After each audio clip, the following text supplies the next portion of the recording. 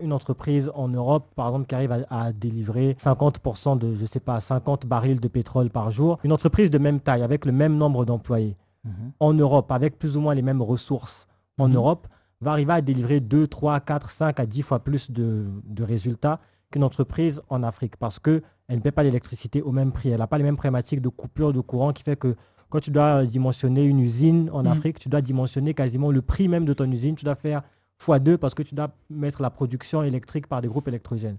C'est pas ce à quoi une entreprise qui fonctionne ou qui se lance en Europe a comme problématique. Exactement. Les coûts de l'Internet ne sont pas les mêmes. Les coûts des infrastructures et des déplacements logistiques ne sont pas les mêmes. Donc, je comprends totalement toutes ces problématiques. Mais en fait, j'ai ramené pour mettre un peu à plat les différences vis-à-vis de ce niveau-là, j'ai ramené tout au niveau de qualité délivrée au client final par rapport aux attentes de ce client final. Donc ça veut dire qu'en fait, je regarde l'efficacité d'une entreprise dans son contexte local.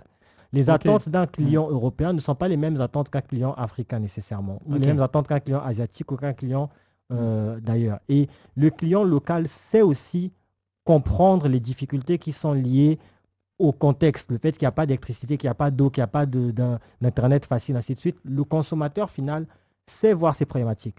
Ça n'empêche pas que malgré tout ça, même en prenant en compte tout ça, il y a quand même un gros gap. Un exemple simple pour simplifier ce que je dis, quand un Africain de la diaspora va dans un resto africain, quand il va dans un resto européen, il s'attend à être livré dans les 30 minutes. Quand il va dans un resto africain, il est prêt à accepter d'avoir 1 heure de retard.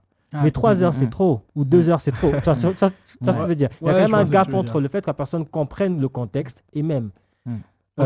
Ça, c'est déjà dans un premier temps. Dans un deuxième temps, je ne parle pas du fait qu'on ne soit pas seulement efficace quand on est dans le contexte africain. Parce qu'il y a des entreprises africaines de la diaspora qui ont les mêmes problématiques de retard et qui ont les problématiques de manque d'efficacité qu'on retrouve chez des entreprises en Afrique, localement. C'est ça. Parfois, même les entreprises en Afrique sont plus efficaces en termes de délivrabilité, de temps de délivrance, de valeur délivrée que des entreprises de la diaspora qui sont en Europe. Donc, en fait, l'environnement peut être lissé. En tout cas, moi, dans mes considérations, j'ai lissé l'environnement pour regarder sur d'autres aspects qui, de mon point de vue, si ces 3 aspects, donc vision, véhicule, vertu, sont travaillés proprement, ça va élever le niveau de tout le monde de façon globale. Donc